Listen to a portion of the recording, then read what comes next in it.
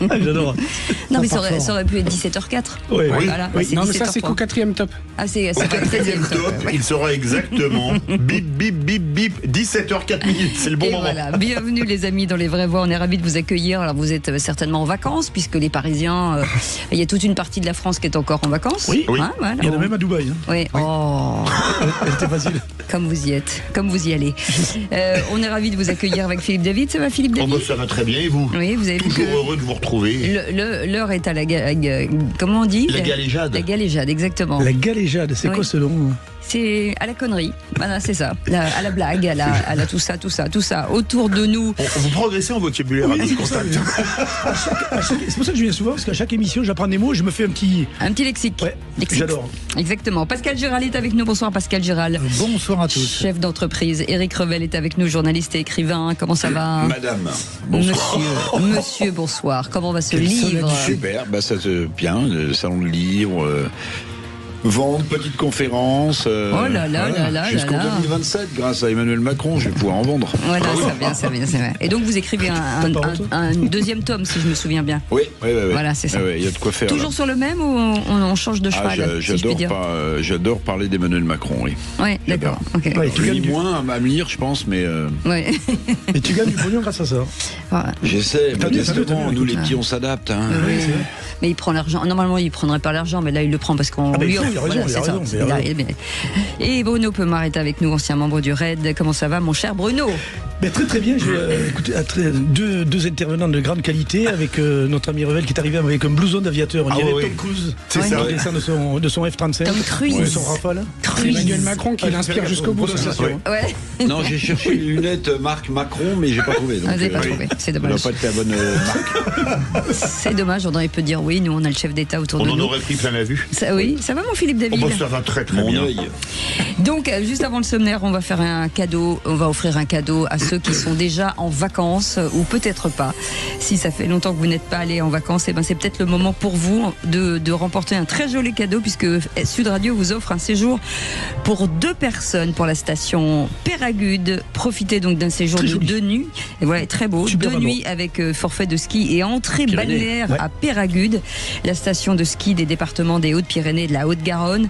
C'est facile pour gagner ce magnifique cadeau. Vous envoyez SUD, SUD à 7 20 18 7 20 18 par SMS et j'espère pour vous que vous serez tiré au sort. Et le sommaire de cette émission aujourd'hui. Selon une étude IFOP fiduciale, le Rassemblement national s'impose très largement dans les intentions de vote pour 2027. Jordan Bardella recueillerait entre 36 et 38% au premier tour, tandis que Marine Le Pen se situerait entre 34 et 35%. Dans les deux cas, le RN arrive nettement en tête. Et on vous pose cette question. Croyez-vous à une victoire de Jordan Bardella à la présidentielle? Eh bien, vous dites oui à 50% et donc non à 50%. Ah ouais. Vous voulez réagir? Le 0826 300 300 et moi je dis selon qui sera au second tour, pourquoi pas? Et puis la question du soir à 18h30, en ce début de semaine, Paris a franchi un cap. Le ministre des Affaires étrangères confirme que la France se tient prête à participer à la défense des pays du Golfe et de la Jordanie dans un contexte de forte tension au Moyen-Orient. Et on vous pose cette question au Moyen-Orient, la France doit-elle s'engager aux côtés de ses alliés? Eh bien vous dites non à 69%. Vous voulez réagir, le 0826 300 300 et moi je dis oui, quitte à faire le solde de tout compte de tous les attentats que l'Iran a organisés contre des Français. Éric Revel? Défensive, oui, puisqu'on a des accords avec les Émirats, le Koweït j'en oublie un. Bref. Mais défensif, oui. Mais passer à l'offensive, c'est encore autre chose. C'est autre chose. Pascal Giral ou Bruno Peumard? Il a tout dit, Eric. Pascal Giral? Oui, s'il s'agit de défendre ceux avec qui on a des accords, évidemment. S'il s'agit de soutenir les USA ou Israël, c'est une autre paire de manches. Allez, on en parlera dans quelques instants. Et à 17h50, écoutez, le bon Flavio, notre chasseur d'arnaque. Qu'est-ce qu'il dit, le monsieur? Vous avez la caravane à vendre, toujours disponible? Elle est toujours là. Par rapport au prix, la pointe est marqué 150 €. Ouais, c'est 150 000. 150 000 et prix ferme. Ah bah oui, même 140, j'ai dit non, si, c'est 150, c'est ferme, voilà. Le paiement, tout dans l'espèce. C'est un peu compliqué, non? Non, c'est pas compliqué, faut suffire de les avoir, c'est tout. J'adore ça. Moi, je vais parler comme ça. C'est un camping-car, non? C'est un camping-car. C'est un camping-car à 150 000 €. 150 000 €. Ouais, c'est Alors, il a pas pas mal. dû En comprendre espèces, ce qu'il avait, en mec. espèces. Allez, tout Un en billet de cash. 50. Ah là là, en tout cas, ce sera aux alentours de 17h50 avec ce numéro de téléphone 0826 300 300, mes amis. Tout de suite, c'est le grand débat du jour. Jordan Bardella, candidat du Rassemblement national pour la présidentielle de 2027. Marine Le Pen n'écarte pas cette possibilité. Elle lui a même demandé de se préparer. Parlons de vous, Jordan Bardella. Est-ce que vous êtes le plan B? Tant que nous n'aurons pas déclaré forfait, si je puis dire, et fait appel à toutes les voies de recours possibles, alors je refuserai de me mettre dans ce scénario et dans cette hypothèse. Les vraies voix Sud Radio.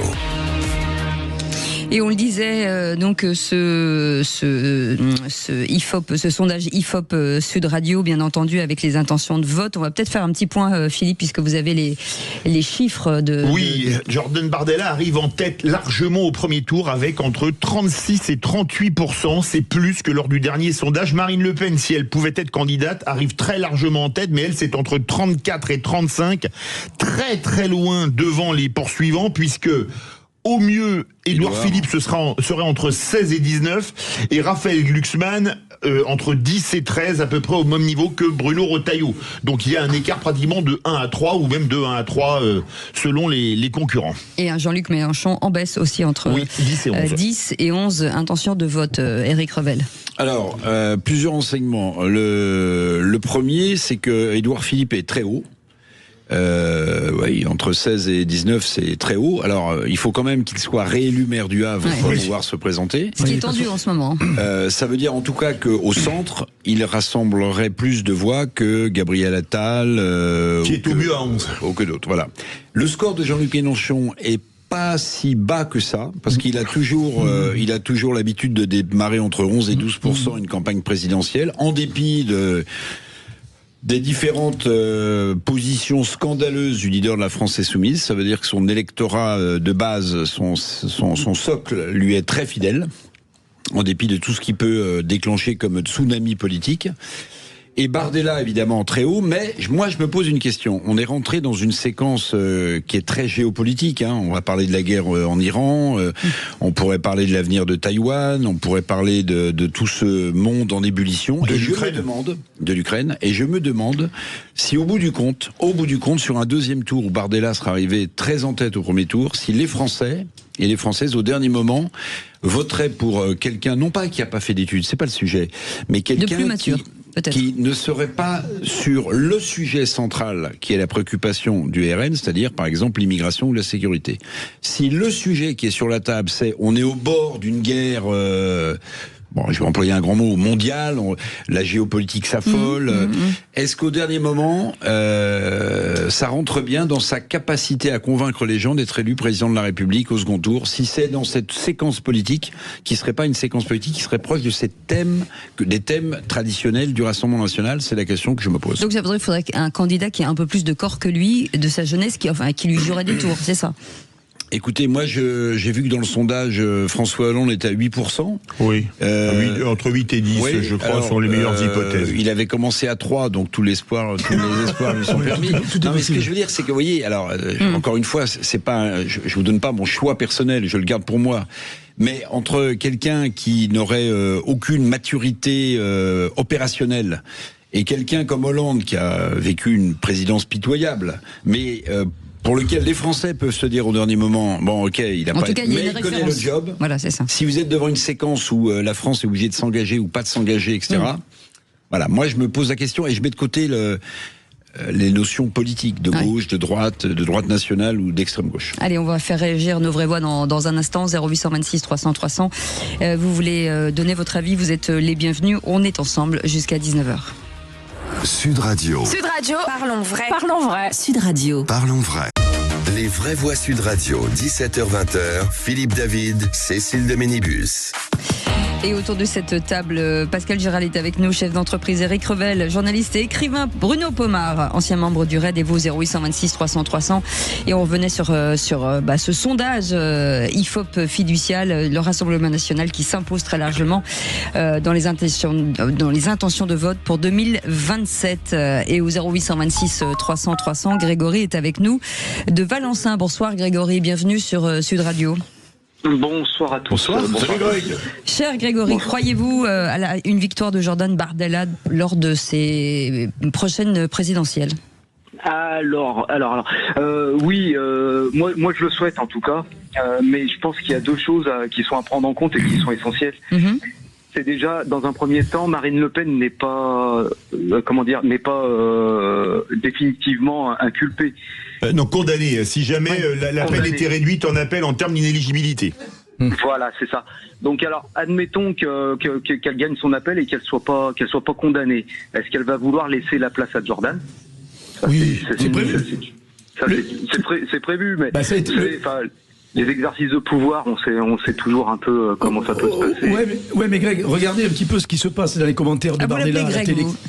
Il s'appelle Greg, non ? Grégory. Oui, il s'appelle Grégory. Et c'est son... On se connaît avec Greg. On a déjeuné ensemble. On a bu l'apéro hier. Quand on voit le discours de Bardella lorsqu'il était invité sur les plateaux télé, etc., à chaque fois, il est très clair là-dessus, et elle aussi. C'est là où ça casse un petit peu ce qu'on voit avec Retailleau et Wauquiez dans notre registre. Mais véritablement, il y a un vrai duo, et que ce soit l'un ou l'autre, ils se soutiennent. Et ça, mais si elle est éligible, il lui laissera la place. Bien sûr. Il n'a pas fini, Grégory. Grégory, allez-y. Voilà, et le deuxième point à prendre en compte, c'est que je pense qu'à partir de maintenant, les sondages, c'est une chose, ils sont représentatifs à l'instant T, mais d'ici l'année prochaine, qu'est-ce que vont mettre en place les médias, toute la gauche bien pensante comme d'hab, qu'est-ce qu'on est capable de sortir sur Jordan Bardella qui serait caché dans un coin et qui serait... Alors Grégory, de droite et de gauche, parce que même les candidats de gauche vont certainement avoir des affaires qui pourraient sortir. C'est vrai. Parce qu'il faut se rendre à l'évidence. Si Jordan Bardella passe, je vous raconte pas l'état de la France, quoi. Ça va être... ça va pas être une guerre civile, mais je pense qu'il y en a beaucoup qui vont l'avoir très très très mauvaise en fait. Ben, Panot, elle-même l'a dit, elle a déclaré il y a peu de temps en disant que... Tu ne reconnaîtrait pas une victoire même dans les urnes. Ça veut dire, ça fait peur, quoi. C'est très grave. C'est carrément factieux, oui. Pascal Giral. Alors, moi je pense que certes, Marine Le Pen n'est pas encore définitivement empêchée, mais si elle l'était et que Jordan Bardella devienne président, ça ne les empêcherait pas d'avoir une gouvernance à deux têtes, avec Madame Le Pen en tant que Premier ministre et Monsieur Bardella comme président. Elle a dit qu'elle ne serait pas son tuteur. Certes, mais ça n'empêcherait pas de composer un ticket avec une gouvernance à deux têtes. Donc, pour moi, c'est blanc bonnet et bonnet blanc. En ce qui concerne l'arrivée de Jordan Bardella au pouvoir, moi, je vais vous raconter ce qui se passe dans la France profonde, là d'où je viens et où j'écoute un peu à droite à gauche ce qui se passe. C'est que la grande phrase, c'est on n'a jamais essayé. Oui, exactement. Alors, si on n'a jamais essayé, pourquoi pas ? Vu que tous les autres ont échoué, pourquoi pas eux ? Alors, voilà. Moi, je crois que ce sondage, ce qu'il y a d'intéressant, c'est que les sondages se suivent et nous prouvent tous la même chose. C'est qu'il y a une place à prendre au second tour derrière le RN. Il y a certaines présidentielles, en 81, on savait que ce serait Giscard Mitterrand, par exemple. On savait que ce serait ça en finale. Là, on sait qu'il n'y a qu'une seule place à prendre. Et l'étiage pour arriver au second tour peut être très bas. Il peut être, selon les... Si par exemple Édouard Philippe n'est pas candidat, on est au second tour à 13-14%. Vous imaginez, le score le plus bas pour atteindre le second tour, c'est Jean-Marie Le Pen en 2002 avec 16,86. Là, on est beaucoup plus bas, on est à 13-14. Donc la question qui se pose, c'est que on a 13 mois devant nous. L'eau va couler sous les ponts. Mais c'est que qu'est-ce qui va se passer derrière ? Il y a déjà des appels en voyant ce sondage, Sud Radio fait réagir avec l'IFOP, de faire un seul candidat de la Macronie et de LR. Mais qui ? Donc c'est tellement compliqué, et je suis très, très en accord avec Éric Revel quand il dit à 10-11, Jean-Luc Mélenchon est haut. Parce que, comme je le répète, le second tour peut être à 13-14 et que Mélenchon est le meilleur orateur de la politique française et puis qui peut gratter 4-5 points. D'où ma pensée au premier tour, au début de l'émission. Ça dépend qui sera face à lui au premier tour. On peut parfaitement avoir un deuxième tour. Marine Le Pen, si elle n'est pas empêchée, Mélenchon, ou Bardella, Mélenchon. Et moi, je pense que on parle d'Édouard Philippe, mais excusez-moi d'être direct, mais dans la France profonde, la même dont je parlais tout à l'heure, tout le monde s'en fout d'Édouard Philippe. Ah mais il a 80 à l'heure aussi. Tout le monde s'en fout et tout le monde pense à où est les filles, ou le RN. C'est l'un ou l'autre. Alors, où on est bardélien, je ne sais pas si ça se dit, ou on est mélenchoniste, mais on est l'un ou l'autre. Et alors, on peut faire des calculs avec les uns et les autres qui viendraient compléter une bande ou l'autre. Moi, je pense que c'est binaire et ça se résume à ça. Et la tête de liste de droite qu'on pourrait appeler Édouard Philippe, comme tu disais tout à l'heure, il faut qu'il se fasse réélire, c'est pas du tout évident. Au Havre. Et deuxième chose, en fait, il n'est pas sorti de la forêt encore, parce que quand il va sortir, les gamelles vont sortir en même temps. Et il faut rappeler qu'il a juste été Premier ministre. Les 80 km/h, il y a tout un tas de trucs qui vont lui retomber sur la gueule. Et dans les sondages, il va replonger de plus belle. Après, trouver dans le bloc central quelqu'un qui va prendre la relève, Retailleau, Wauquiez, Attal, Darmanin, il n'est pas bloc central. Darmanin, moi je verrais bien Darmanin. Il est bas, Darmanin. Je crois qu'il est à 8 dans le sondage. Il bosse, on n'entend pas parler de lui. Est-ce qu'il est capable de sortir ? Revel, pourquoi ça n'imprime pas du tout toute cette liste en fait ? Pourquoi Édouard Philippe alors qu'on le voit nulle part ? Comment on l'explique ça ? Alors moi si, quand même, je trouve qu'à 16%, c'est quand même haut pour quelqu'un qui fait entre 16 et 19, oui, selon les attendez, c'est pas négligeable. Non, ça vous met au second tour. Non, mais justement, mais on le voit jamais, Édouard Philippe. Oui, parce que je pense que déjà chez les LR, la bagarre incessante, comme disait Bruno, entre Wauquiez, Retailleau, même si Darmanin se tient un peu en retrait, il veut pas participer à la baston des chefs. Du côté de la gauche, elle est complètement fractionnée par LFI quand même, pardonnez-moi, mais enfin les prises de position de LFI ces derniers jours que je qualifie de scandaleuses, desquelles Glucksmann pour place publique, c'est là aussi décalé. Bon, la gauche est en morceaux, les LR, ils essaient de se reconstruire, même si Retailleau, quand même, il a une petite poussée, il était beaucoup plus bas que ça, il y a un mois. Il est à 12, là, Philippe. Entre 10 et 13. Entre 10 et 13, voilà, c'est ça. Voilà, donc, mais vous savez, on oublie quand même, parce que vous rappeliez la qualification de Jean-Marie Le Pen à 18, mais on oublie 16,86, mais exactement. Quand Chirac était élu, il est à 19. Il est à 19 au second tour. Le président le plus mal réélu. C'est incroyable. C'est-à-dire qu'il arrive au second tour, Chirac à 19 face à qui c'était ? Jean-Marie Le Pen, 2002. Face à Jean-Marie Le Pen. Ah oui, 2002, c'est Chirac-Le Pen, oui. Et voilà, et il s'en sort. Et l'un est à 19, l'autre à 16, 16. Voilà. On n'est pas dans la même. Le Front républicain, moi j'y crois beaucoup moins. Oui, je suis d'accord. Attention, là, les gens. Et ce que disait très justement Pascal, tu vas dans la Pampa chez nous, là, dans la campagne, tu poses la question, les gens n'ont plus peur de dire, je voterai bien RN. Avant, tu l'entendais jamais. C'est ce que dit Grégory. Grégory, je peux vous poser une question, vous n'êtes pas obligé de répondre. Est-ce que vous avez toujours fait ce choix ou ça a basculé à un moment donné ? Non, moi depuis que si vous voulez, j'ai grandi à Villeurbanne. Alors c'était pas ce que c'était à l'époque, la banlieue lyonnaise, la région lyonnaise, mais non, depuis que je suis en âge de voter, j'ai toujours voté de ce côté-là parce que et de plus en plus je regrette ma France d'avant, quoi. Ça devient n'importe quoi. J'ai peur pour mes gones, là. Moi, j'habite à la campagne maintenant. Mais je veux dire, le grand qui a le permis, quand il me dit, je vais aller faire un tour à Lyon, machin, je suis obligé de lui dire, alors tu fais ci, tu fais gaffe à ci, tu fais gaffe à ça. Moi, j'en peux plus, quoi. J'en peux plus. Qu'est-ce que vous faites dans la vie, Greg ? Dessinateur industriel. D'accord. Oui. Voilà. C'est ce qui revient assez souvent sur le sujet de sécurité. Non mais ce que dit Grégory, moi je l'appelle pas Greg, on n'a pas ce degré d'intimité. Non, mais ce que dit Greg, c'est exactement ce que disent les gens. C'est-à-dire que depuis des années, on leur a dit non, il n'y a pas d'insécurité, c'est un fantasme d'extrême droite. Coucou Dupond-Moretti.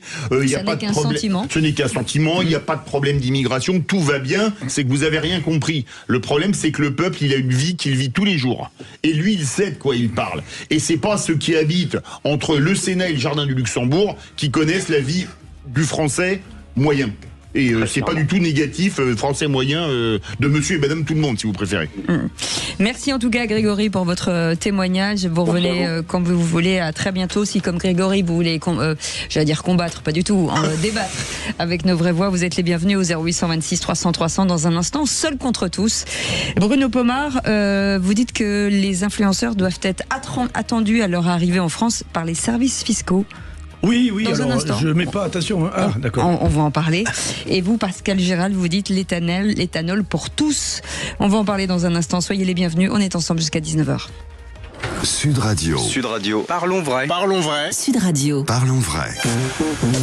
Bonjour, c'est Christine Bouillot. Le premier grand débat des municipalités. Philippe David, Cécile de Ménibus. Et on vous souhaite en forme, en tout cas, c'est 0826 300 300. Vous voulez débattre avec nos vraies voix du jour, Pascal Giral, Éric Revel, Bruno Pomar. Vous êtes les bienvenus. C'est Mozart qu'on assassine ? Oui. Absolument, c'est ça. Pamphlet sur le bilan d'Emmanuel Macron sur 320 pages, documenté, drôle, musical. 320 pages, recto verso. Oui. C'est important de le dire. Il écrit gros, attendez. Non, écrit gros. Non, petit. Non. Est-ce qu'il y a des dessins? Il n'y a pas de coloriage? Non, il n'y a pas d'image non plus. Non, d'accord. Je vais pas pouvoir le lire alors. Il y a un portrait du président sur la couverture. Ouais. Voilà. Il a changé physiquement. C'est un job qui est éreintant. Hein. Extrêmement violent. Hein. Ah oui, c'est physiquement... les décalages horaires, les réunions. Ouais. C'est ça que nous avons en commun, mon cher Philippe. Nous, les cheveux gris, on les voit pas. C'est clair. Oui, c'est ça. Vous les a volés. Allez, tout de suite, contre tous. Bruno, il dit rien, mais... c'est pareil. Les vraies voix Sud Radio. Seul contre tous. Et Bruno Pomar, vous dites que les influenceurs doivent être attendus à leur arrivée en France avec les services fiscaux. Oui, alors c'est un épisode par rapport au drame que vivent les gens les Français qui vivent là-bas pour leur travail, etc. Effectivement, mais je crois que le gouvernement français a mis en place évidemment des navettes avions pour pouvoir les rapatrier. Ça, c'est une bonne chose. Par contre, tous ces zozos là qui ont craché sur la France en étant là-bas, qui ne paient pas d'impôts, effectivement, parce que voilà, ils sont dans un paradis, évidemment. Ceux-là, il faut les attendre gentiment avec l'URSSAF à l'arrivée de l'avion et leur mettre sur la couenne. Parce que je trouve ça inadmissible. Ces gens-là passent un temps fou sur les réseaux sociaux à allumer notre pays, la France, hein, encore une fois. Et là, maintenant, on les entend pleurer. Alors, ils pleurent en même temps parce que ça leur fait du buzz, et en faisant du buzz, ils gagnent du pognon, parce que plus on voit, vous savez comment ça fonctionne, les réseaux sociaux avec eux, hein, pour les influenceurs. Je trouve ça scandaleux. Donc j'espère que le gouvernement, je l'ai dit ce matin à Clément Bon d'ailleurs, qui était sur un plateau avec moi, que le gouvernement sera capable de les coincer à l'arrivée, tout simplement, et de les faire un peu casquer, ça leur fera du bien. Bon. Éric Revel. Le problème, c'est que je ne vais pas le laisser seul, Bruno, dans cette galère. Je trouve l'idée séduisante. Je vous le dis comme je le pense. Alors après, je ne sais pas si elle est faisable juridiquement, constitutionnellement, etc. Mais c'est vrai que j'ai entendu une influenceuse dont j'ai oublié le nom, pardonnez-moi. Maëva Guénam. Voilà. Oui, c'est ça. D'ailleurs, qui expliquait quelque temps avant qu'elle était algérienne. C'était mon coup de gueule d'il y a 3 jours. Voilà. Et c'est la même qui demande à la France de la rapatrier. Et donc deux choses l'une, qu'elle téléphone plutôt à Monsieur Tebboune, le président algérien, puisqu'elle est née en Algérie, et qu'elle lui demande... Ah non, elle est née en France. Hein. Ah bah elle se dit algérienne. Oui, elle est binationale. Ah bah oui, mais enfin, elle, dans cette vidéo, elle dit je suis algérienne. Elle dit je reviendrai jamais en France. Je reviendrai jamais en France. Je tiens quand même à vous signaler que tous ses clients, puisqu'elle est influenceuse, sont français quand même. Hein. Donc, elle devrait payer des impôts en France, puisqu'elle vit, en tout cas. Oui, alors, sur la question de la fiscalité, moi je trouve que c'est une très bonne idée, puisque la plupart... ou la quasi-totalité de ces gens qui sont partis là-bas, c'est précisément pour échapper à l'impôt français. Oui, mais alors, ils gagnent leur argent en vendant des produits de marque. C'est ça, des merdes. C'est ça. Bon, des merdes, je sais pas, j'ai jamais rien acheté, mais ce que je veux dire, c'est que en tout ces cas, gens font de l'argent. Elles ne vendent pas de produits, mais en tout cas, elles en font la promo. Voilà, mais leurs clients sont souvent en France. Sont en majorité en France. Donc, l'affaire, c'est grâce aux gens qui sont en métropole. Absolument. Moi, je suis pas d'accord parce que déjà. On peut pas savoir combien ils gagnent. Premier point. Ah bah non, deuxième point. Ils ont des contrats avec des marques. Si, vous allez regarder leur compte bancaire. Ils ont des contrats avec des marques. Oui, mais c'est des comptes à l'étranger, donc ils vont dire moi je suis expat, je paye mes impôts à Dubaï. Ça c'est le premier point. Il n'y a pas d'impôt sur le revenu à Dubaï. Oui, mais ils vont vous dire je suis dans un pays où il n'y a pas d'impôt sur le revenu, tant mieux pour moi. En revanche, je serais pour qu'on fasse un impôt à l'américaine. Ou pour bénéfice, où tout citoyen américain, où qu'il vive dans le monde, doit payer un impôt annuel en fonction de ses revenus, sinon il ne bénéficie plus de l'assistance consulaire, du soutien des services diplomatiques américains, etc. Moi, je suis pour qu'on mette ça en place. Ça, c'est le premier point. Et le deuxième point, alors ceux qui nous ont craché dessus en disant qu'ils ne reviendraient plus, etc., mais vous voulez on n'a pas et qu'ils redécouvrent le passeport français, ça c'est le truc qu'ils avaient oublié. Oui. Moi je dis, vous n'avez rien. Voilà. Et moi je rajouterais que non seulement je serais pour leur mettre le fisc et l'URSSAF sur le dos, mais les rapatrier en dernier. Parce que laisser priorité aux gens qui font du tourisme là-bas ou aux expatriés. Et s'il reste de la place dans l'avion, éventuellement, on peut les rapatrier. Voilà. Ben dis donc. Ils sont rhabillés pour l'hiver. Moscato a eu ce qui est formidable, je connais bien. Moscato, il est là-bas, il a dit, mais qu'est-ce qui nous gonfle les influenceurs? Lui, il assume, il était là-bas, j'attends, et puis c'est tout, c'est comme ça. Et il me dit, mais qu'est-ce qui nous gonfle ces influenceurs? Il a tout à fait raison. Non, mais moi, ce que j'aime pas dans l'affaire de dire, on met le fisc et on les chope, ils sont partis à l'étranger pour payer des impôts à l'étranger, donc moi, ils partent à l'étranger, désolé, les footballeurs, ils partent jouer dans des pays où c'est plus intéressant fiscalement, parce qu'on est moins taxé, en Espagne, en Angleterre, etc. Il était indulgent, Philippe David, il est toujours indulgent. Non, lui, tout va bien. Il va devenir influenceur. Il a un contrat avec les influenceurs. Ah non, jamais de la vie. Mais place du produit. Mais il gagne énormément d'argent. Mais moi, ce qui me fait pitié pour avoir entendu les vidéos de Maëva Guénam, je me dis, putain, mais ceux qui adhèrent à ce qu'elle dit, car tu as dit, il y a un missile qui arrive, est-ce qu'il faut fermer la fenêtre? Une fois que le missile il arrive, on peut aussi fermer les rideaux, comme a dit Régis Maillot, mais ça changera pas grand-chose. Donc vous êtes en train de dire qu'il vaut mieux les laisser sur place plutôt que les rapatrier? Ça fera des débiles en moins sur le territoire. Non, j'ai pas dit ça. Ils rentrent, mais à leurs frais.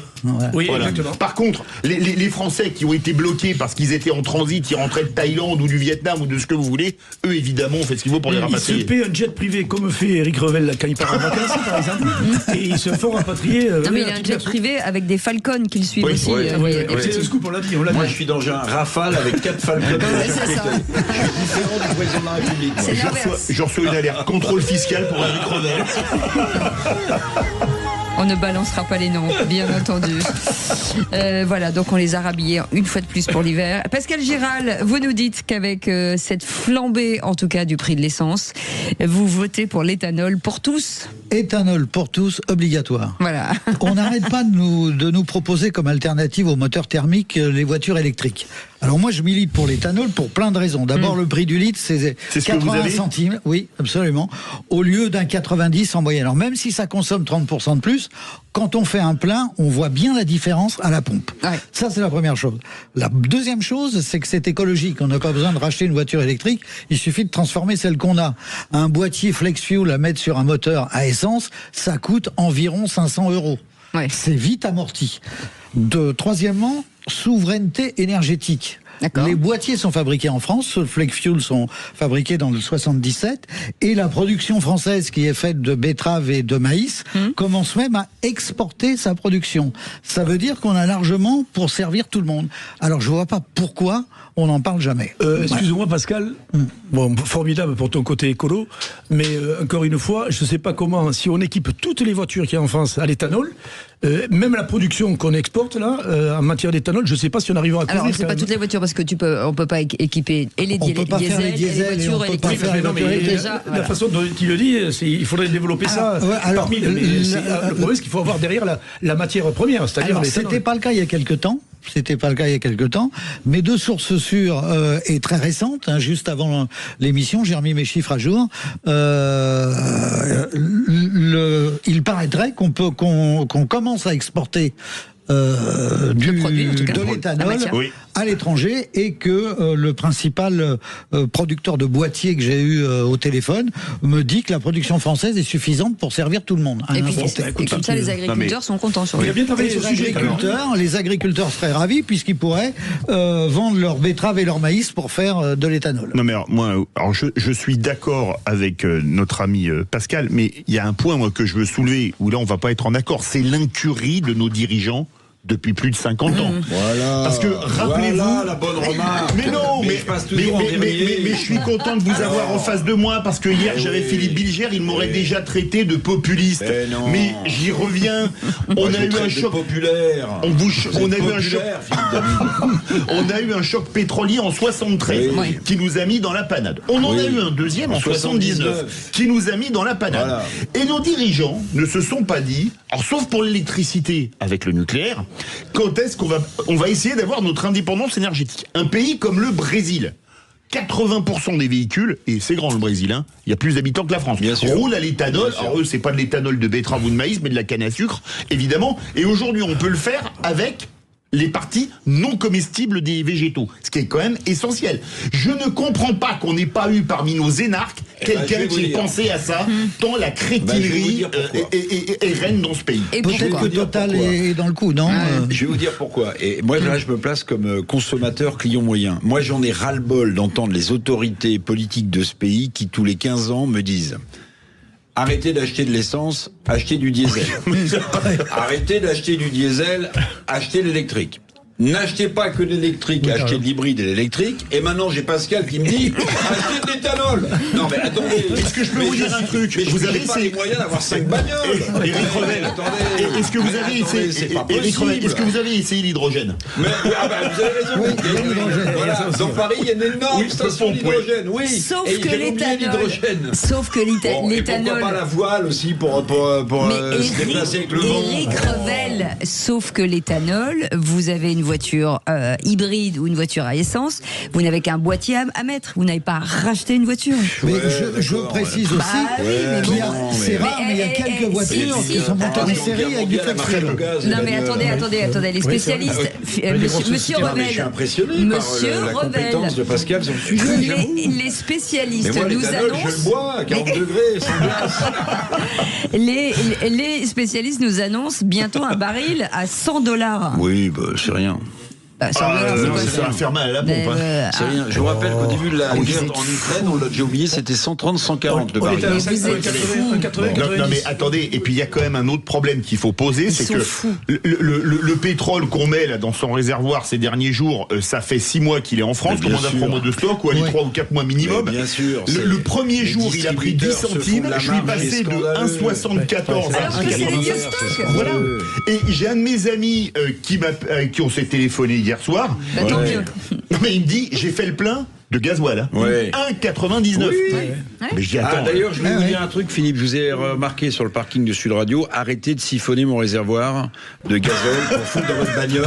Il n'y a pas de pénurie pour l'instant, a dit le ministre de l'économie. Arrêtez de siphonner mon C'est pour ça que le ministre de l'économie voit les secteurs, les professionnels du secteur. C'est ça. En disant, est-ce que vous ne seriez pas en train d'abuser un petit peu, les gars, là, hein? Parce qu'après, ils nous sortent ça à chaque fois. Oui.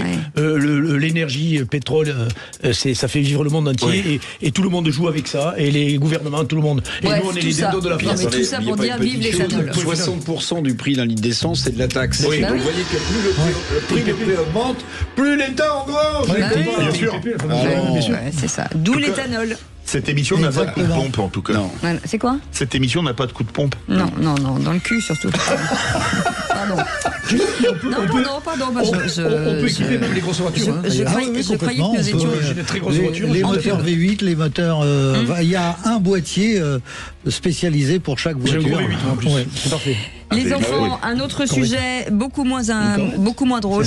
Si vous permettez, les amis, dans un instant... Un foyer de dermatose nodulaire contagieuse a été confirmé en Espagne dans un troupeau qui n'était pas encore vacciné.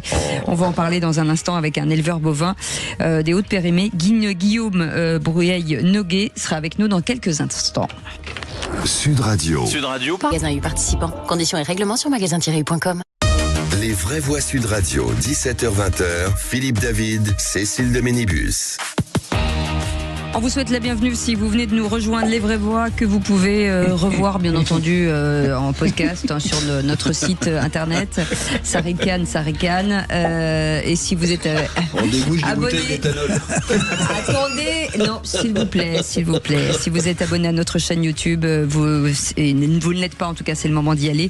Avec autour de cette table Pascal Gérald qui est avec nous, Éric Revel, Bruno Pomar et vous très bien, Éric Revel. au 0826 300 300. Et tout de suite c'est l'info en plus. Les vraies voix Sud Radio.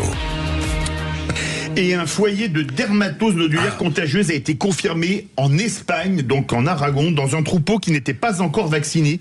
26 communes des Hautes-Pyrénées sont passées en zone de surveillance.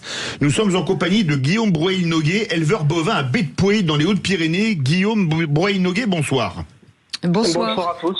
Bonsoir. Alors, vous êtes à la frontière espagnole, il n'y a pas de route qui y mène, parce que les sommets sont très hauts, c'est le long de la vallée Toy, Baie-de-Pouey, mais il y a 26 communes qui sont mises. Est-ce qu'on peut parler de quarantaine dans ce cas de figure ? Oui, complètement. Du coup, en fait, depuis samedi, on est en zone réglementée. Donc, en fait, on part sur 45 jours de blocage. Voilà, tout simplement. Ça veut dire qu'on ne peut plus, aujourd'hui, on ne peut plus faire de commerce, on ne peut pas vendre des animaux, acheter des animaux, sauf pour aller à l'abattoir. On doit faire des laissez-passer sanitaires avec un vétérinaire qui vient sur l'exploitation, voir l'animal, qui nous fait un papier. Et après, on fait tout un dossier transmis à la DSG pour avoir une autorisation de circuler. Mais ils sont où ces bovins? Est-ce qu'ils sont en extérieur ou vous devez les rentrer? Non, alors si vous voulez, nous on est sur des structures en haute montagne. Donc en fait, les bêtes sont dedans depuis début novembre, fin octobre, début novembre, jusqu'à mi-avril à peu près. On est en bâtiment en fait. Voilà. Et est-ce que vous, on avait parlé de la dermatose qui avait frappé notamment le département de la Haute-Garonne il y a quelques mois, est-ce que vous, dans les Hautes-Pyrénées, la vaccination a été suivie ou pas par les éleveurs dont vous faites partie? Oui, tout à fait. On a eu un cas recensé début décembre, aux alentours du 6 décembre, sur les Hautes-Pyrénées. Du coup, on a eu une vaccination qui est faite. Nous, les 26 communes concernées, j'étais dans les derniers troupeaux vaccinés. On a vacciné le 28 décembre. Ah oui. On soit plus de 60 jours quand même. Donc, l'État nous a vendu la vaccination comme une sécurité et une tranquillité aussi. Donc, on a la tranquillité pour les bêtes, mais pas pour le reste. Pas pour les éleveurs. Oui. Quand on sait ce qui s'est passé dans la Haute-Garonne, etc., est-ce que tout ça, on n'aurait peut-être pas pu l'anticiper? Peut-être basique comme question, ce que je vous pose là, parce que c'est quand même pas normal qu'on voit que ça réapparaît mais c'est pas en France. Oui, mais il y a une coopération quand même internationale ou pas? Ça, je sais pas. Surtout sur des domaines pareils, quoi. On va demander à Guillaume qui est éleveur. Bah oui. Très bonne question. Guillaume Bruy-Noguet. Moi, anticiper ce qui se passe aujourd'hui, on le savait déjà. Parce que si vous voulez, le virus va continuer à circuler. Bon, je pense qu'on a une ministre de l'Agriculture qui est pas forcément compétente, du moins à mon avis. Parce que soi-disant tout était maîtrisé et tout ça, c'est des choses qu'on ne maîtrise pas, quoi. Et on le voit du coup aujourd'hui, parce que vous avez dit qu'il y a eu un cas en Aragon récemment, il y a eu un deuxième foyer découvert avant-hier sur un troupeau non vacciné encore. Absolument. Après, je pense qu'il faut préciser aussi quand même qu'on a des éleveurs anti-vaccins qui ne veulent pas le faire. Donc dans les Hautes-Pyrénées, on est vacciné à 100% depuis cette semaine. Il y avait quelques troupeaux qui étaient des éleveurs qui étaient contre. Pour quelle raison, je n'en sais rien. Mais aujourd'hui, le département est vacciné à 100%. Guillaume, ça veut dire qu'aujourd'hui, il se passe quoi pour vous? Est-ce que vous allez être indemnisé, soutenu par l'État? Comment ça se passe pour vous? Alors, on a eu des versements récemment, c'était cette semaine. Là, on a eu des aides sur les surcoûts de production liés à la DNC pour la période décembre, janvier, février et mars, quoi, en fait, jusqu'à aujourd'hui.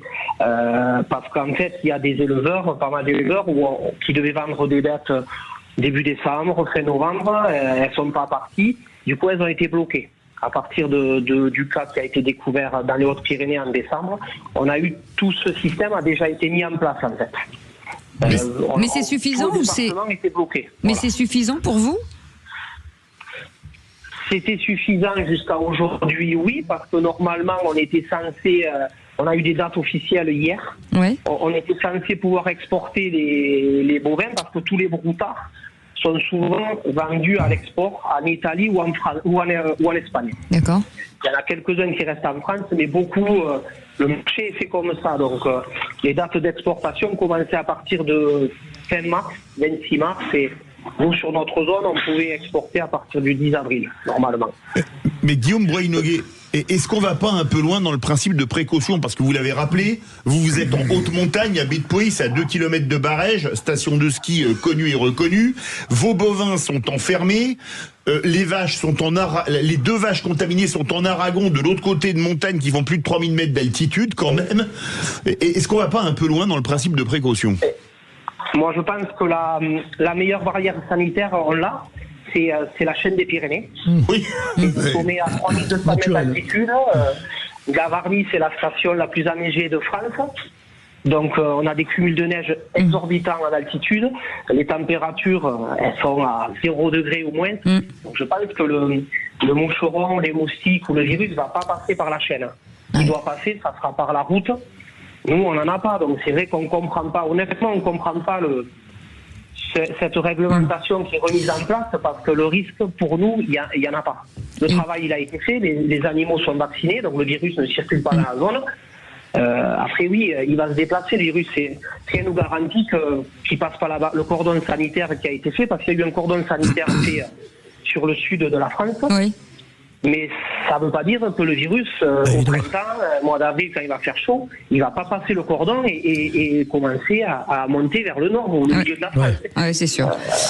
Merci beaucoup, Guillaume Breuil-Noguet, d'avoir accepté notre invitation. Vous êtes éleveur bovin à Bête-Pouet, en Haute-Pyrénées. Et c'est vrai que le DNC, c'est quand même dingue. À moins qu'il y ait une voiture à l'éthanol, on sait peut-être. Oui, et puis je vois mal les moucherons passer à moins 15 ou moins 20 ou moins 25 à 3000 mètres d'altitude. Merci en tout cas, Guillaume, merci beaucoup et on reprendra on prendra les informations et effectivement bon courage à vous. Et tout de suite c'est le bon Flavio qui est avec nous. Toujours disponible? Arnaque, fausses annonces, pièges en ligne. Je rappelle si jamais ça m'intéresse alors. Le bon Flavio se moque des escrocs sur Sud Radio. Ah mon gars, c'est de la fraude, mais si tu fermes ta gorge, il n'y aura pas de fraude. Ça va, Flavio? Ça va très bien, et vous? Ouais, je voudrais faire un concours. Toujours disponible? Disponible. Je suis bien ou pas? Je suis bien? C'est pas mal, c'est pas mal. De quoi parle-t-on aujourd'hui? On parle d'une caravane à vendre. Oui, ouais. Bon, ça peut nous intéresser pour les vrais voix, on sait jamais. Allez, pourquoi pas. Simplement, il faut un montant assez conséquent en espèces. Ah oui, là ça va être compliqué. Il va falloir que Revel revende son jet privé. Non, qui vende son jet privé. Ou son jet privé. Soit Rafale. Les sièges en cuir intérieur suffiront. Allez, on écoute. Je vous appelle pour la caravane à vendre, toujours disponible? Elle est toujours là. Pour l'instant, ça va. C'est celle sur photo, hein? Ouais, c'est sur la photo, c'est la remorque. Ouais, c'est la remorque, ouais. Ouais, c'est ça. Ouais. Tu veux savoir de beau. Par rapport au prix, là, parce que je vois que le prix sur le Bon Coin est marqué 150 €. Ouais, c'est 150 000. 150 000 et prix ferme. Ah bah oui, même 140, j'ai dit non, si, c'est 150, c'est ferme, voilà. Si vous voulez, elle est vendue tous les jours. S'il faut que je la baisse, elle est vendue tous les jours. Le paiement, tout dans l'espèce. De quoi? Voilà. J'ai dit dans l'espèce, le paiement. Paiement en espèces uniquement? Ouais. Les 150 000. Ouais, c'est ça, ouais. C'est un peu compliqué, non? Non, c'est pas compliqué, il faut suffire de les avoir, c'est tout. Ouais, en espèces, il faut les avoir, mais c'est un peu plus compliqué que les avoir sur le compte, quoi. Ah oui, c'est pas pareil. C'est pas pareil. Le prix des caravanes, enfin faire une caravane neuve, avec l'intérieur tout, si tu sais le prix, ça va, t'as une n'importe des jours, on en va faire une neuve. Ouais. Ouais, et voilà, c'est ce que je dis de plus. Ouais. Vous la vendez pourquoi? Pour acheter un autre manège. Pour acheter un autre manège. Voilà. Le mieux, c'est de venir la voir, comme ça, voilà, t'as vu par téléphone, c'est mieux de venir la voir sur place, au moins tu vois, voilà. Ouais, je comprends, c'est à voir sur place, ouais. Enfin, c'est mieux comme tu vois les affaires sur place, c'est mieux, tu vois. Bah oui, c'est sûr. Ouais, ok, bah je fais le... Tu me tiens au courant, puis voilà, t'as vu. Hein. Pas de soucis. Vas-y. Bonne journée. Au revoir. J'imagine la tête du banquier quand vous arrivez avec 150 000 € à poser en liquide. Non, à mon avis, là, vous avez un contrôle fiscal dans les 2 heures qui suivent. Ou l'inverse, vous allez voir votre banquier en lui disant j'ai besoin de 150 000 € en liquide pour acheter une caravane. Voilà, c'est à qui? Ah bah un monsieur qui vend des manèges. Ah oui, d'accord, très bien. Il y a de la matière sur les réseaux sociaux. Il se régale, Flavio, j'ai l'impression. Non, mais c'est quand même des vedettes. Flavio, quoi? Il y en a pas mal, ouais. 150 000 en espèces, ouais, ça fait, hein. Ah bah, ça fait quelques liasses, hein. Et ben encore un truc qu'on n'achètera pas, hein. Flavio. Non, bien évidemment que non. Bah ouais, on a essayé pourtant, mais non. Mais en tout cas, on vous retrouve lundi et on dit vivement. Vivement lundi. Allez Flavio, on vous retrouve bien entendu en podcast et sur Instagram, le bon Flavio avec ses bonnes arnaques qu'on aime tant et que vous levez, enfin en tout cas vous levez le voile sur ces arnaqueurs et on est très content que ce soit avec vous. Allez, vous restez avec nous dans un instant. Le coup de gueule de Philippe David. J'en ai marre de payer pour les conneries des autres. Ne regardez pas, j'ai rien fait. Ah non, mais je suis sûr que vous êtes d'accord avec moi. Oui, je sais pas de quoi vous parlez. Bon, vous allez voir. Ah, ça, c'est du teasing. On fait une petite pause. Le journal de la météo et on revient dans un instant. Sud Radio. Sud Radio. Parlons vrai. Parlons vrai. Sud Radio. Parlons vrai. Grand frais. Allô la NASA, un extraterrestre vient d'atterrir dans mon jardin, mais impossible de vous le déposer. Je peux pas, j'ai grand frais. Ils ont de délicieuses paupiètes de porc, parfaites pour un bon petit plat. Mais je l'emmène faire les courses, on se fait un petit festin, puis on passe après. Chez Grand Frais, jusqu'à samedi, la paupiette de porc Origine France est à 2 € les 190 grammes. Régalez-vous, faites vos courses. Grand frais, le meilleur marché. 10,52 € le kilo, prix pièce variable selon poids, préparé sur place, viande d'Origine France, selon stock disponible, magasin participant sur grandfrais.com. Pour votre santé, limitez les aliments gras, salés, sucrés. Sud Radio Toulouse. 101.8. Sud Radio. Vendre des saucisses de Toulouse avec un accent du Schnorr, ça vaut pas le coup, hein. En revanche, aujourd'hui chez Lidl, payez les 8 saucisses de Toulouse 3 poivres 5,49 €, soit 69 centimes la saucisse Origine France. Ça vaut le coup. Lidl, ça vaut le coup. 5,49 € le kilo, viande d'Origine France transformée en France. Pour votre santé, limitez les aliments gras, salés, sucrés. L'info s'écoute, se vit et se lit sur sudradio.fr ou votre 20h, Philippe David, Cécile de Ménibus. Soyez les bienvenus, mes amis. On espère que tout va bien. 0826 300 300. Ça va, Patrick Roger? Oui, il nous visite. Patrick Roger, notre directeur général. Il vient voir si on est. Patrick Roger, venez dire bonjour quand même. Faites un bisou à nos auditeurs. C'est parce qu'il nous admire beaucoup, Cécile. Voilà, c'est ça. Ouais. Enfin, surtout vous. Ça va, Patrick? Je viens surveiller Philippe David. J'ai vu qu'il fallait le tenir, en fait. Ouais, c'est vrai, c'est vrai. Bon, heureusement, Françoise de Croix n'est pas là, donc là, il est un petit peu plus zen. Hein. Allez, bonne émission. Ils changent d'attitude tous les deux quand il y a le patron qui est là. Est-ce que vous avez entendu The Voice? Ah oui. Patrick Roger, c'est The Voice. C'est vrai? Il a une voix. Ah ouais. Et même physiquement, il est pas mal, Patrick Roger. Patrick Roger.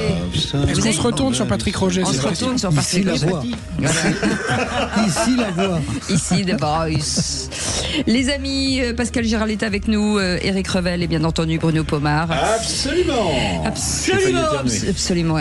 Et tout de suite, il est dans les starting blocks. Il est chaud comme une baraque. Oh, il est pas content. Vous avez remarqué qu'il ressemble à l'acteur de cinéma, Patrick Revel? Ah bah oui. Je le dis à chaque fois. À Patrick Bruel, vous allez dire? Non, Patrick Revel, il l'a appelé.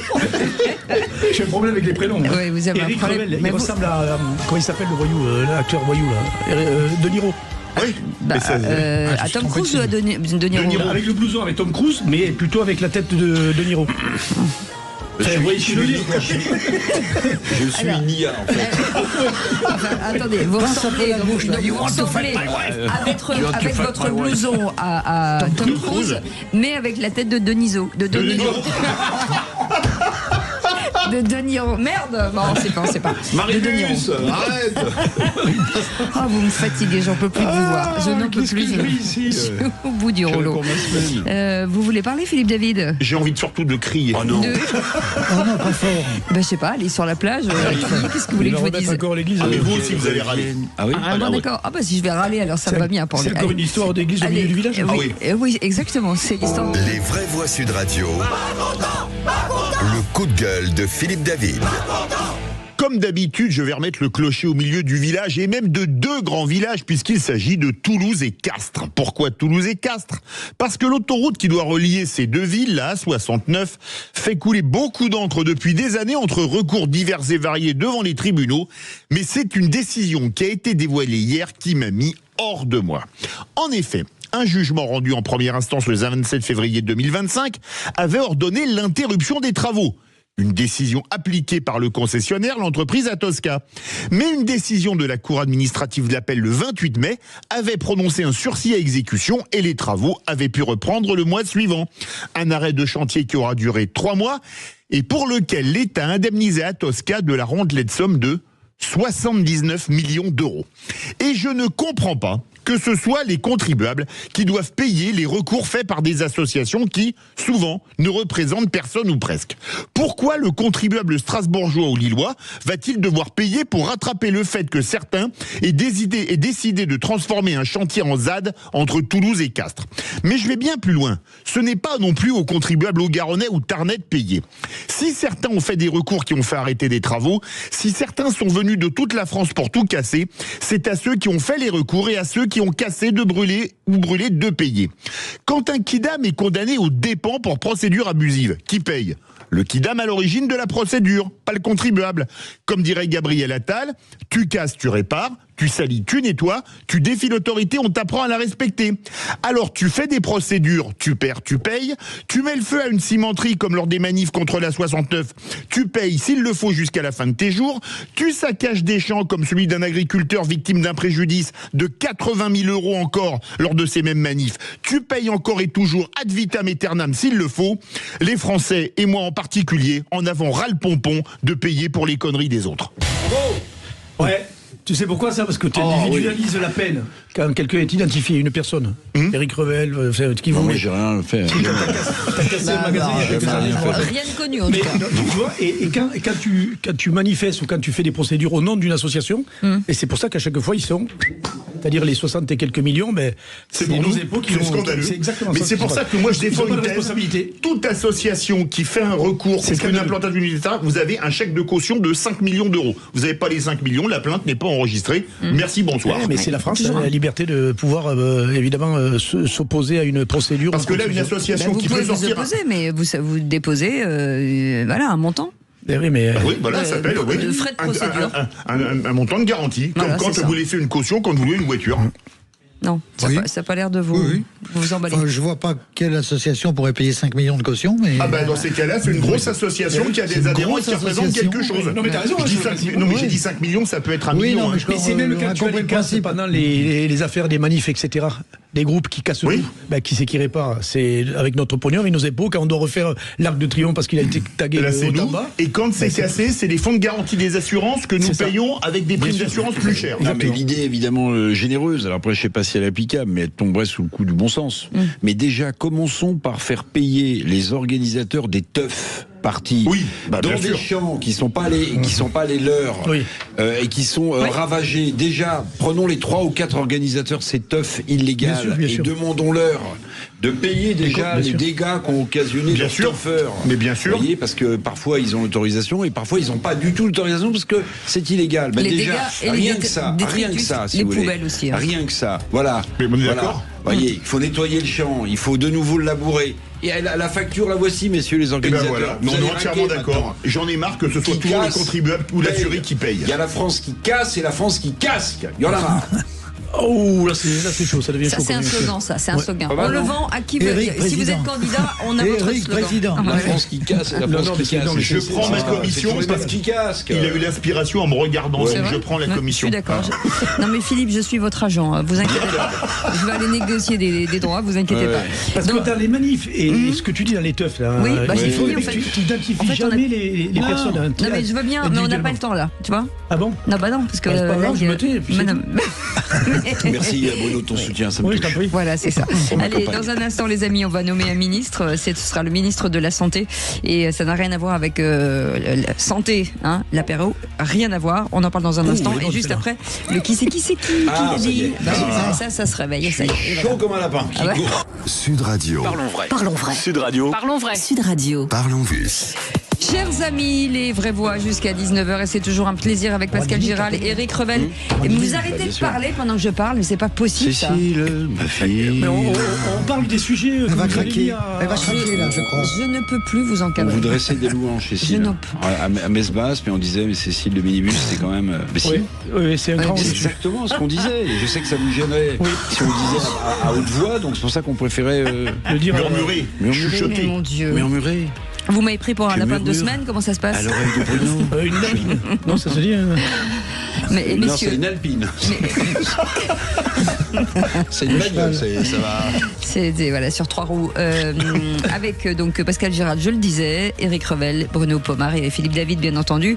Et un ministre, puisque aujourd'hui nous allons nommer de nouveau un ministre. Et si vous étiez ministre?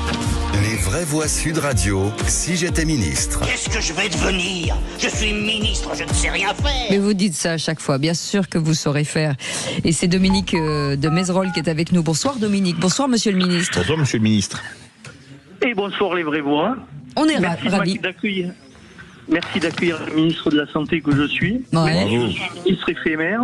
Mais bon, j'ai pas mal de choses à développer en tant que ministre éphémère. Allez-y. Alors, tout d'abord, je souhaiterais, pour poser la santé des Françaises et des Français comme une priorité nationale. Bien. on va pas se tromper, sans la santé et les moyens qui vont nécessairement avec, pour la préserver, le reste, somme toute, a que très peu d'importance. Donc je vais développer rapidement 2 axes prioritaires pour ce mandat qui certes est de courte durée, comme mes prédécesseurs d'ailleurs. Ça c'est dit. Oui, c'est dit et c'est assumé surtout. Donc la médecine de ville, mon premier point, la médecine de ville, donc vous savez très bien qu'elle se heurte à une forte désertification médicale, en zone urbaine parfois, mais surtout dans le monde rural. La France profonde, si vous préférez. Ce qui me semble en tout cas moi essentiel en tant que ministre aujourd'hui, ce serait de reconnaître le travail essentiel des infirmiers libéraux, qui sont malheureusement le dernier maillon de la chaîne du soin auprès des plus vulnérables.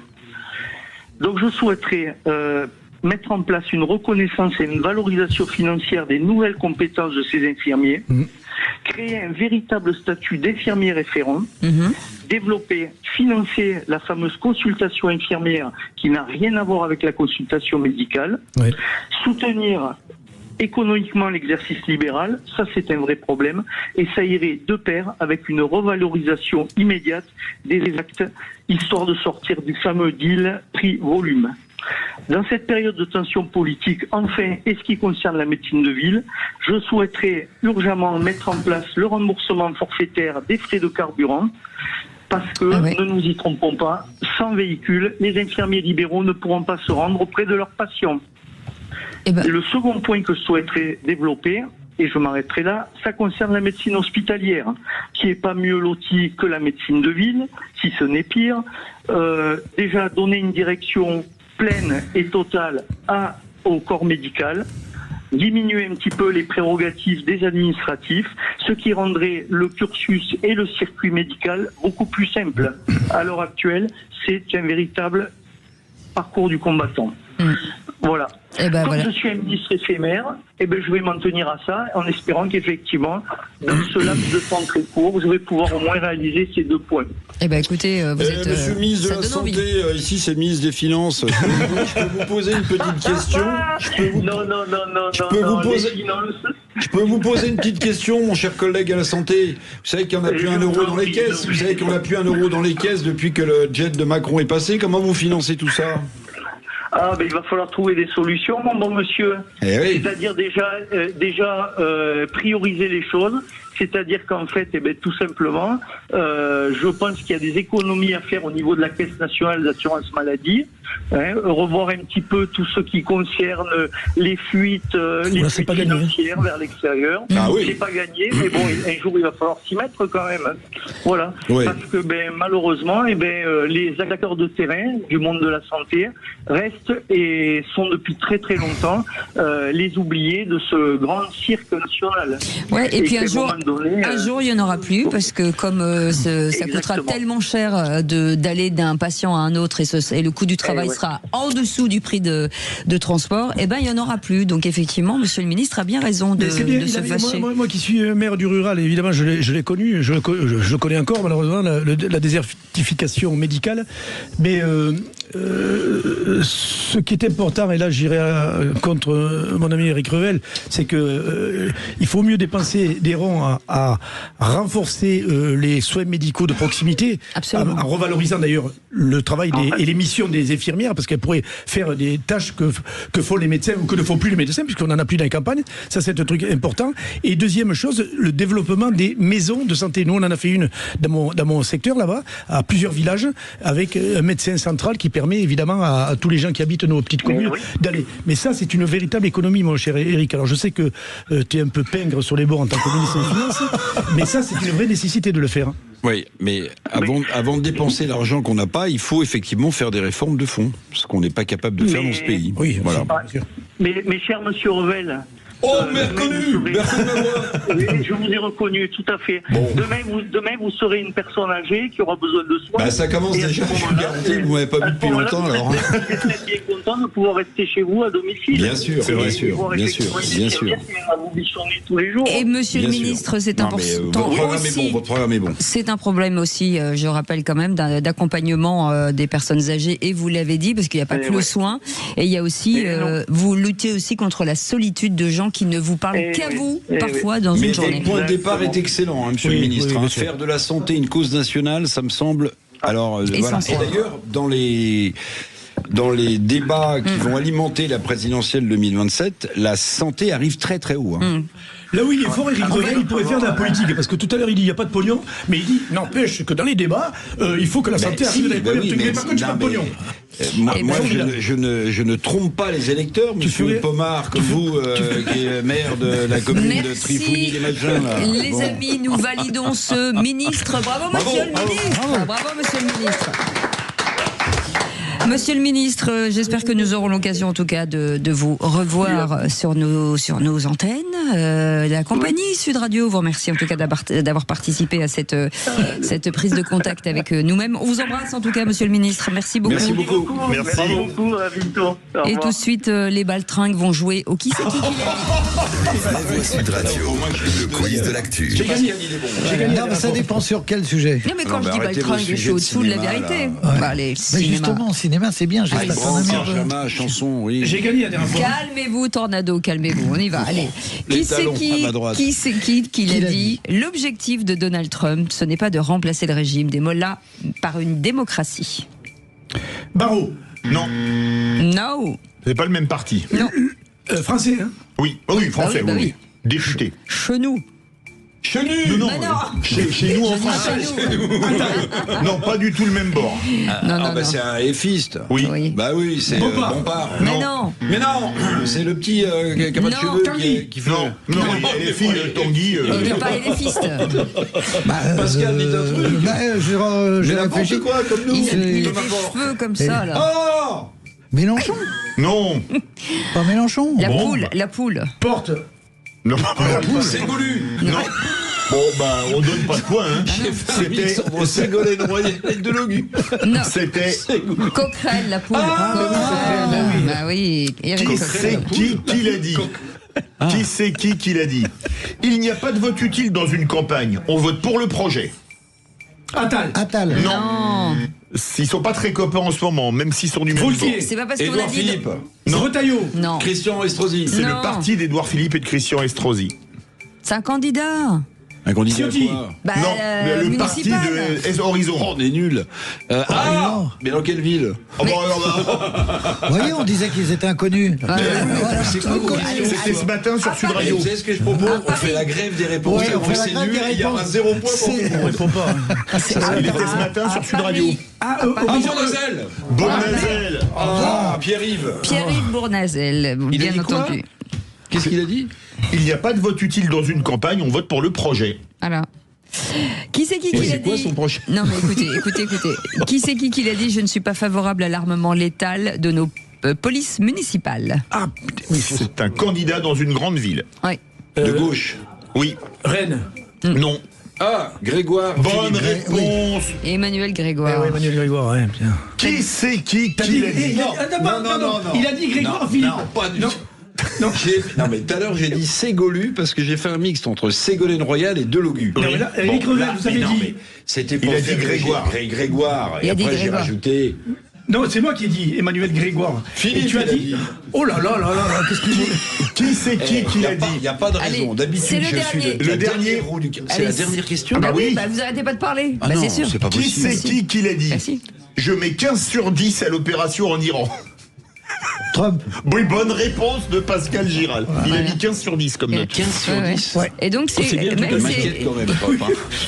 Bon, c'est une toute petite victoire d'Éric Revel. Oui, 2 points, 1 point, 0 point. Mais Trump, il a suivi des cours de maths en France, visiblement, non? Vous savez, vous pouvez avoir 22 dans les classements PISA. Non, mais excusez-moi, vous pouvez avoir 22 sur 20 au bac. Hein. Oui, mais 15 sur 10. C'est 22 sur 20, un peu extrapolé. Moi, ça m'est pas arrivé, je te le dis tout de suite. On s'en était rendu compte. Hein. Vous avez un 0 pointé. Est-ce que vous pouvez reprendre un cerveau d'adulte pour la fin de cette émission? On respire. Est-ce que c'est possible? C'est les vrais bois. Hein. Bah oui. Oui, mais dans un instant. Non, mais les amis, dans un instant, on va revenir sur un débat sérieux. Monsieur Pomard, taisez-vous 2 secondes. J'ai dit un truc. Monsieur Revel, taisez-vous 2 secondes, déjà. J'ai tout mélangé. Puisque dans un instant, nous parlerons du Moyen-Orient, c'est une question très intéressante. La France doit-elle s'engager aux côtés des alliés? Eh bien, vous dites non à 67%. Vous voulez réagir, le 0826 300 300. Et réfléchissez à ce que vous allez dire. dire au lieu de dire des bêtises? Allez, on en parle dans un instant. Moi, j'ai une proposition.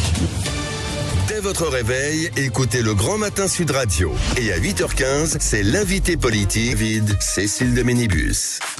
Vous nous avez demandé dans les vraies voix Pascal Giral, Éric Revel et Bruno Pomar. Je suis pas sûr que ce soit une très bonne idée d'avoir pris les trois en même temps, mais bon, écoutez, maintenant qu'ils sont là, ils sont là. Qu'est-ce qu'il y a? Pourquoi vous ricanez bêtement, Bruno Pomar? Non, mais j'adhère à ce que vous dites et surtout qu'on va aborder un sujet qui est... Oui. Délicat marrant, en fait. Oui, mais Bruno Pomar, son problème, c'est que faute de pouvoir agir, il disserte. Oui, c'est ça. Il fait vous avez comment ça récupérer? Vous permettez, Cécile, je la mets dans le qui c'est qui l'a dit demain. Je crois que c'est Jean Jaurès qui a dit ça. Ah oui, c'est ça. C'est marrant chez ces policiers ce besoin de faire des phrases. Allez les amis, soyez les bienvenus. Tout de suite la question du soir. Notre Europe, aujourd'hui, est mortelle. Elle peut mourir et cela dépend uniquement de nos choix. J'ai ordonné d'augmenter le nombre de têtes nucléaires de notre arsenal.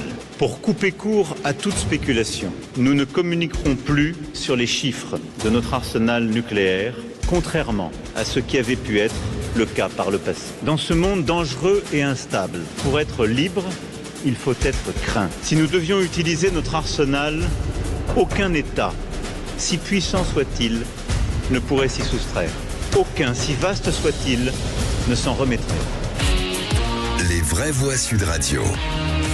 Et en début de semaine, le ministre des Affaires étrangères a donc confirmé que la France était prête à participer à la défense des pays du Golfe et de la Jordanie. Avec cette question du soir, Philippe. Moyen-Orient, la France doit-elle s'engager aux côtés de ses alliés? Vous dites non à 67%. Vous voulez réagir? Le 0826 300 300. Eh ben, ça tombe bien. À ce même numéro, Laurent est avec nous de Toulouse. Bonsoir, Laurent. Bonsoir. Bonjour, bonsoir à tous. Comment ça va, Laurent? Ça va, merci. Merci de m'accueillir encore une fois. Avec plaisir. Vous vouliez réagir sur cette question. Est-ce que la France doit s'engager aux côtés de ses alliés? Alors déjà, je voulais juste revoir le mot allié. Bon, faut savoir que la France n'a pas d'alliés inconditionnels. Elle a des partenaires économiques avec lesquels elle peut défendre ses intérêts nationaux, mais surtout d'abord les intérêts nationaux. On ne doit pas oublier que les États-Unis nous ont beaucoup humiliés ces derniers temps. Ils nous ont pas tenus au courant des actions qu'ils allaient mettre en place du côté du Moyen-Orient. Je ne parle pas non plus du fait qu'on ait, à cause d'eux, perdu les contrats sous-marins en Australie, les amendes massives des banques françaises qui travaillaient avec l'Iran. Donc ça, on le met un petit peu de côté. D'un autre côté, on peut parler d'autres alliés, hein, par exemple, qu'on considère comme l'Allemagne, qui fait tout pour nous dépecer au niveau de notre souveraineté, que ce soit au niveau des accords du CETA, du Mercosur, même au niveau des énergies. Donc là où on pensait qu'avant c'était juste des rumeurs, ils ont tout fait pour qu'on puisse arrêter notre programme nucléaire. Donc je ne sais pas où est-ce qu'on va aller avec des alliés comme ça. Et pour terminer, il y a le Royaume-Uni. Le Royaume-Uni qui fait tout pour freiner les accords de paix avec l'Ukraine. Donc effectivement, je ne sais pas si on pourrait vraiment se battre avec des gens avec qui nous ne pouvons pas avoir confiance ou une réelle confiance. Par contre, le véritable allié de la France, c'est le peuple français. Donc priorité dans un premier temps à sa sécurité, à sa prospérité, à son indépendance. Il faut dans un premier temps redéployer donc les forces autour des départements et des territoires d'outre-mer, puisqu'on se fait actuellement envahir par les cartels colombiens et vénézuéliens. Il faut protéger nos îles du Pacifique contre les ingérences étrangères et surtout solidifier nos frontières, parce que quand ils déstabilisent le Moyen-Orient, après c'est nous qui nous prenons donc les vagues migratoires.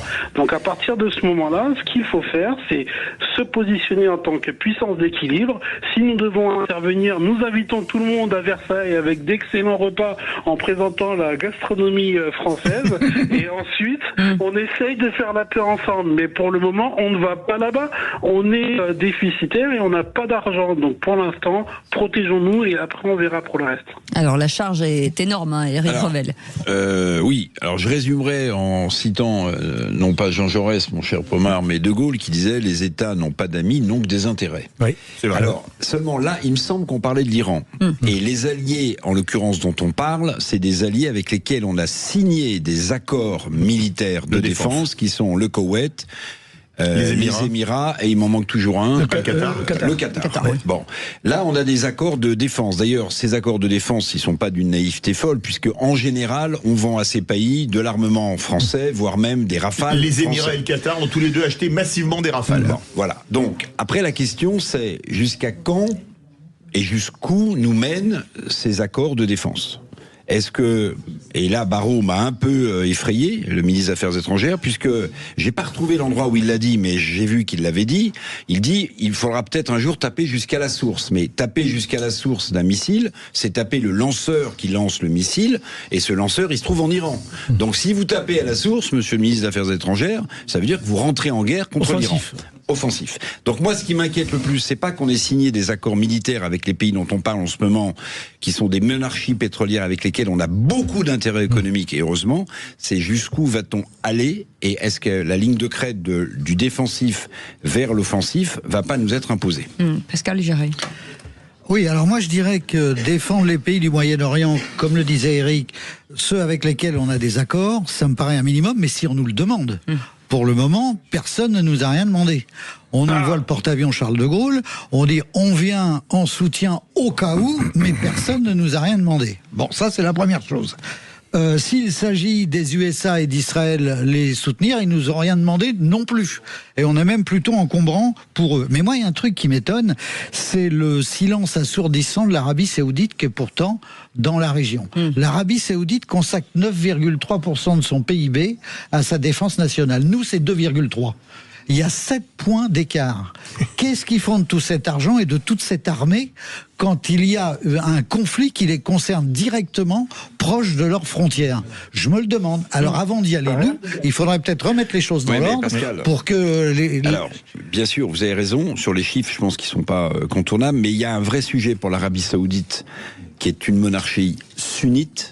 À rentrer en guerre contre un pays chiite. Contre le plus grand pays chiite. Parce que souvenez-vous de la guerre entre l'Irak et l'Iran. Précisément, ça a fini par tourner ethnique, à un affrontement religieux entre sunnites et chiites. Et il me semble que si les Saoudiens... Je vous coupe, alors que l'Irak était un pays majoritairement chiite, mais qui était dirigé par des sunnites de Tikrit. Exactement. Mais peut-être que l'une des raisons pour lesquelles l'Arabie Saoudite essaie de se maintenir en retrait de ce conflit, c'est pour pas justement que ça dégénère en conflit frontal qui deviendrait un conflit sunnite-chiite. Et là, ça peut embraser le monde. Là, ça peut embraser le monde musulman. Donc, peut-être que c'est ça qui les retient pour l'instant, je ne sais pas. En même temps, Mohamed Ben Salman aurait, je dis ça avec précaution, poussé les États-Unis quand même à mettre sur la gueule à l'Iran quand même. Oui, mais très bien. Mais ils n'interviennent pas alors qu'ils ont les armes pour le faire. Alors, vous avez raison. Je rebondis là-dessus. Alors à ce moment-là, à quoi servent les 9,3% du PIB de l'Arabie Saoudite pour se défendre contre qui? Contre l'Iran, parce que l'adversaire héréditaire de l'Arabie Saoudite, historique, c'est l'Iran. Parce que l'un est le siège de l'islam sunnite. Avec les deux lieux saints principaux, la Mecque et Médine, et l'autre, c'est l'islam chiite. Quand vient le dire Eric, il y a une opposition. Mais n'oubliez pas une chose, c'est que c'est le guide suprême de la révolution islamique chiite qui a été liquidé. Donc là, si l'Arabie Saoudite, qui abrite, comme le rappelle Philippe, les deux principaux lieux saints des chiites, des sunnites entrent en guerre contre, après la liquidation du guide suprême chiite, là vous voyez que vous êtes dans une situation c'est une guerre carrément complexe. Et n'oublions pas aussi une chose, c'est que derrière tout ça, parce que personne n'en parle, à mon sens suffisamment, Trump, il a un vrai fil rouge. C'est qu'en fait, vous savez qu'en 2049, la Chine a pronostiqué le fait qu'elle serait la première puissance économique mondiale pour fêter le centenaire de la révolution de Mao au pouvoir. 1949. Pour ça, il faut beaucoup d'énergie, beaucoup de pétrole. La Chine importe 70% de son pétrole, et d'où? Du Venezuela et d'Iran. Donc en réalité, ce qu'est en train de faire aussi Trump, c'est qu'il coupe l'énergie chinoise pour éviter sans doute que la Chine passe devant les États-Unis comme première puissance économique. Il y a ça en toile de fond, ne l'oubliez jamais. Il y a même une partie de l'armada navale chinoise qui faisait des exercices dans le détroit d'Ormuz et on n'en entend pas parler. Je ne sais même pas s'ils sont partis. Mais les Chinois ne pipent mot pour l'instant. Peut-être heureusement pour la paix dans le monde. Oui, et puis surtout, pardon. Non, allez-y. Je voulais juste dire à Laurent, vous réagissez quand vous voulez. Surtout, Eric, vous parlez de la marine chinoise, mais il faut voir la puissance, la montée, parce que Pascal parlait à juste titre de la puissance militaire saoudienne, mais parlons de la Chine. La Chine reçoit de ses chantiers navals tous les 4 ans l'équivalent de la Royale, l'équivalent de la marine française. C'est-à-dire tous les 4 ans, ils font livrer autant de bateaux que toute notre marine de guerre. Nous, on a des bateaux qui ont 30 ans, d'accord ? Donc ça prouve à quel point la Chine monte en puissance et pas qu'économiquement. Mais en revanche, il y a une chose, il y a 2 questions qu'on n'a pas. Ce sont les mêmes, mais pas avec la même fin. Quel est le but de guerre américain ? Quel est le but de guerre israélien ? Parce qu'ils n'ont peut-être pas les mêmes buts de guerre. Bien sûr. Et ils ont des buts communs. Oui. Laurent, on vous écoute. Alors, moi, je suis assez d'accord avec un de vos intervenants qui a dit tous les pays du Moyen-Orient n'ont pas demandé notre aide. C'est ça. Ils n'ont absolument rien demandé. Donc, peut-être protéger nos intérêts économiques, je suis complètement d'accord avec vous. Par contre, aller en confrontation avec l'Iran... Pourquoi? Quels seraient nos buts de guerre à nous? Qu'est-ce qu'on gagnerait exactement? Et surtout, est-ce que nous avons suffisamment de fonds pour y aller? Pour préparer une guerre, il faut absolument de l'argent. Là, en l'occurrence, nous n'en avons pas. Mais il y a une question aussi qui se pose, et que là, on n'a pas la réponse. Le régime iranien, quand même, a massivement aidé et organisé des attentats en France. Est-ce que peut-être l'intérêt, c'est de se dire, bon, on va quand même essayer de tout faire pour renverser les mollahs qui sont au pouvoir quand même depuis 47 ans, avec tout le mal qu'ils ont fait d'ailleurs, faut-il le rappeler, pour être débarrassés d'une partie du terrorisme, alors qu'il y a eu lieu en France ou au Liban, et des proxys, l'un qui est au Yémen en particulier, qui sont les Houthis, et l'autre au sud Liban, qui est le Hezbollah. Parce que c'est tout ça qu'il faut voir. Et le Hamas à Gaza. Mais c'est ce qu'on disait l'autre jour, sans troupes au sol. Est-ce qu'on peut gagner une guerre aujourd'hui? Il y a un seul cas de figure, Cécile Joux répond. Si on peut gagner la guerre contre l'Iran à une condition, sans troupes au sol, c'est que le régime soit renversé. Par la population. Par la population qui est sous les bombes et surtout qui est face à des gens qui ne lâcheront pas le pouvoir tellement ils ont se foutent de la vie humaine. Et qui se foutent de la vie humaine. Et qui se reforment. C'est ça. Non, mais qui se reforment au fur et à mesure. Non, mais ils n'ont aucune peur. Moi, je fais toujours le parallèle, même si c'était une autre guerre, Irak, États-Unis. 4500 morts militaires américains, 30 000 blessés américains. Ils sont revenus. C'est pour ça qu'on est traumatisés. Et ils n'ont rien réglé. Oui. Et avec des mecs qui se baladent dans les montagnes avec des kalachnikovs. Et nous, on est arrivés, les Américains sont arrivés avec l'Afghanistan aussi. Ils font exactement ce qu'ils font là. Quand il va y avoir l'offensive terrestre, comme ils veulent le faire avec le Mossad et compagnie, ils ont intérêt d'avoir des putains d'équipes au sol de spécialistes. Et malgré ça, ça m'étonnerait qu'on gagne la guerre aérienne avec les missiles, avec tout ce qu'on veut. Ça, pas de problème, ils savent faire. Mais au sol, c'est plus la même histoire. Et en Afghanistan, ça a été le même avec les Russes. Absolument. Il faut toujours se rappeler ça. Merci beaucoup, Laurent, en tout cas, d'avoir participé à ce débat. Vous restez avec nous dans un instant. La petite phrase du jour, celle de Michael Darmon, éditorialiste, qui était ce matin dans Mettez-vous d'accord avec entre 10h et midi sur Sud Radio. On en parle dans un instant. À tout de suite. Sud Radio. Sud Radio. Parlons vrai. Parlons vrai. Sud Radio. Parlons vrai. Soyez les bienvenus avec nos vraies voix du jour. Avec. On sait que je suis là, moi. Refaites-le, Eric Revel, le coup du bouchon. Une bouteille d'éthanol. Une bouteille d'éthanol. Allez, Pascal Gérald est avec nous, Eric Revel et Bruno Pomar, et vous, 0826 300 300 avec Philippe David. Dans un instant, Philippe David, François-Louis Bourneau. C'est une émission où tout peut se dire. Absolument, les vraies voix font parler la France. Vous voulez réagir notamment sur le sondage qui donne Jordan Bardella très largement en tête. Un sondage IFOP fiducial pour Sud Radio. Vous voulez parler au moment des municipales des parkings qui sont de plus en plus chers pour aller, que ce soit dans des parkings souterrains ou dans la rue.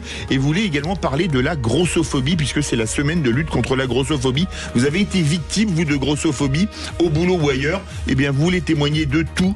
C'est le 0826 300 300. Et c'est le moment en plus de vous offrir un cadeau, puisque Sud Radio vous offre un séjour pour 2 personnes pour la station Péragude.